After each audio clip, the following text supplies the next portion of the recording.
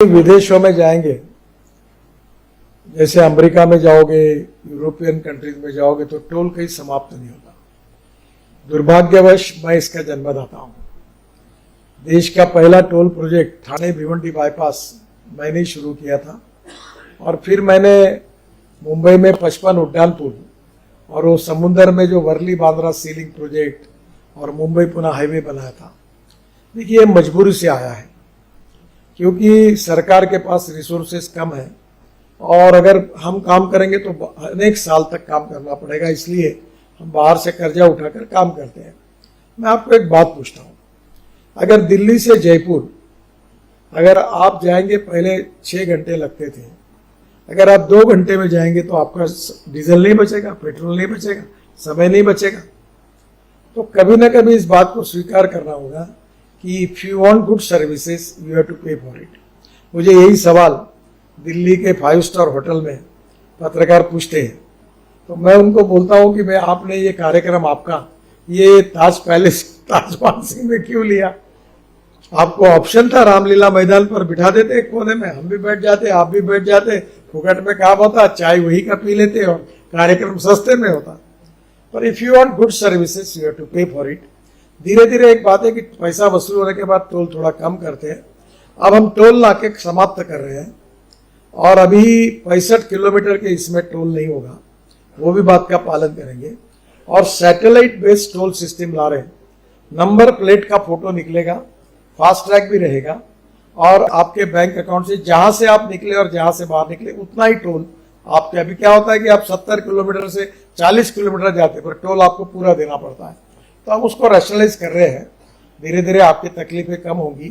पर हम लोग 670 रोड साइड एम्यूनिटीज बना रहे हैं, टोल नाके वहाँ हम लोग हेलीपैड बना रहे हैं, हम लोग काफ़ी बड़े प्रमाण पर जब सब बड़ी बड़ी सुविधाएं दे रहे हैं तो उसको भी पैसा लगेगा। तो स्वाभाविक रूप से ये रिसोर्सेस कम होने के कारण स्वीकारा हुआ मार्ग है। पूरे दुनिया में आप किसी भी देश में जाइए वो आपको वही है। हमारी बसेस का जो कोड है, अभी बसेस जो बनती थी वो पुराना कोई भी हाथोड़ा देके बॉडी पर वो बंद हो गया।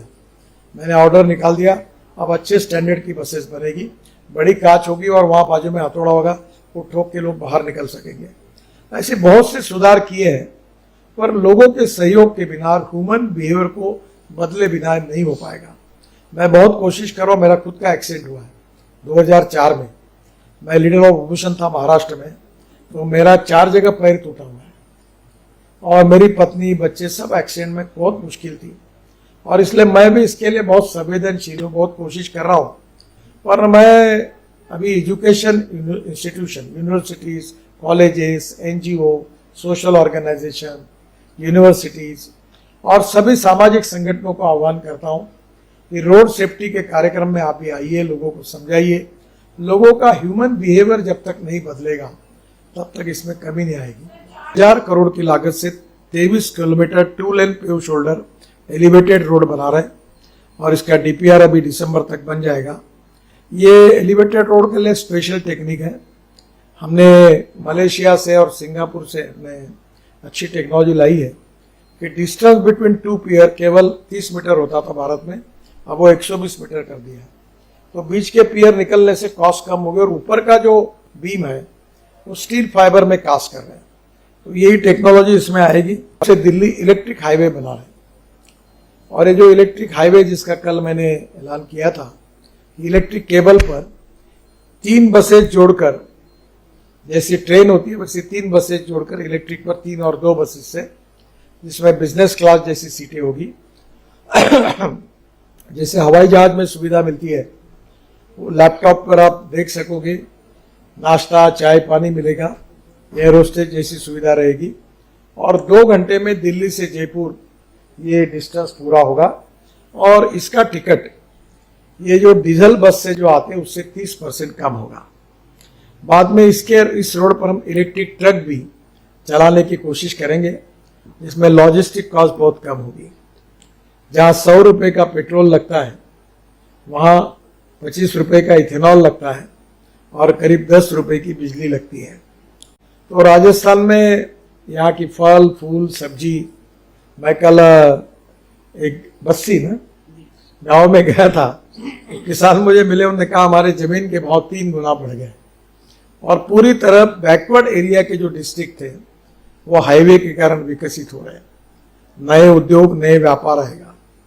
हमारा ये प्रिंसिपल है कि अगर हमें विकास करना है तो उद्योग व्यापार को बढ़ाना होगा। देखिए, रोड सेफ्टी पर कुछ बातें नहीं हुई, ये ठीक बराबर नहीं होगा, पर रोड सेफ्टी पर हमको सफलता नहीं मिली अभी तक, बहुत कोशिश करने के बाद। ये दुर्भाग्य से सच है। हमारे देश में 5 लाख एक्सीडेंट होते हैं, 1.5 लाख मौतें होती है और मरने वालों की संख्या में 18 से 34 वयोगट के 60% लोग हैं। इसके 4 कारण हैं: रोड इंजीनियरिंग, ऑटोमोबाइल इंजीनियरिंग, उसके बाद में एजुकेशन और इमरजेंसी और इन्फोर्समेंट। हमने नया कानून बनाया, फाइन बढ़ाया। अब गाड़ी स्कूटर चलाते समय हेलमेट पहनना चाहिए, मोबाइल पर गाड़ी चलाते समय बात नहीं करनी चाहिए, रेड सिग्नल होगा तो रुकना चाहिए, लेन डिसिप्लिन है उसका पालन करना चाहिए। दुर्भाग्यवश कानून के प्रति डर भी नहीं और सम्मान भी नहीं, ऐसी एक विचित्र अवस्था हमारे यहाँ है। और ये बात सच है कि राजस्थान में भी बहुत एक्सीडेंट होते हैं और इसलिए हम लोग ऑटोमोबाइल इंजीनियरिंग में तो हमने बहुत सुधार किए। अभी एयर बैग भी 6 आ गए इकोनॉमिक मॉडल में। हमने पोल्यूशन और एक्सीडेंट, हमने ethanol, methanol, biodiesel, bio LNG, bio CNG, electric, hydrogen सब कुछ लाया। तो हम बड़े प्रमाण पर प्रदूषण कम करने की कोशिश कर रहे हैं। दूसरी ओर रोड सेफ्टी में भी हम लोग कोशिश कर रहे हैं। हमारी बसेस का जो कोड है, अभी बसें जो बनती थी वो पुराना, कोई भी हथौड़ा देके बॉडी पर, वो बंद हो गया। मैंने ऑर्डर निकाल दिया, अब अच्छे स्टैंडर्ड की बसेस बनेगी, बड़ी कांच होगी और वहां बाजू में हथौड़ा होगा, वो ठोक के लोग बाहर निकल सकेंगे। ऐसे बहुत से सुधार किए हैं, पर लोगों के सहयोग के बिना, ह्यूमन बिहेवियर को बदले बिना नहीं हो पाएगा। ये बात सही है, मैंने इसके ऊपर मॉडल तैयार किया है। राजस्थान का नया सिंचाई मंत्री बनेगा तो उसको मैं मदद करूंगा। मैं आपको एक बात बताता हूं, आपके नजदीक मथुरा में मैं वाटर इश्यू से मंत्री था, तो ये जो सॉलिड वेस्ट और लिक्विड वेस्ट होती है ना, तो मैं अपने शहर में टॉयलेट का पानी बेचता हूं 7 साल से, 300 करोड़ रुपए मिलते हैं। तो मैंने मथुरा का 90 mld स्लज, इसका हाइब्रिड एन्युटी में प्रोजेक्ट तैयार किया और 40% सरकार ने दी है, 60% इन्वेस्टर ने लाए। त्रिवेणी इंजीनियरिंग करके कंपनी है और वो 90 mld स्लज को शुद्ध पानी करके वो इंडियन ऑयल के रिफाइनरी को हम देते हैं, वो साल के 20 करोड़ रुपए देते हैं। तो उससे क्या हुआ, जो 25 करोड़ पानी के यूपी सरकार को देती थी इंडियन ऑयल, उनको 20 करोड़ में पानी मिला। 90 mld स्लज जो गंदा पानी था वो मथुरा का शुद्ध हुआ। और तीसरी बात, जहां सरकार को पूरे पैसे देने पड़ते थे वो 40% में काम हुआ।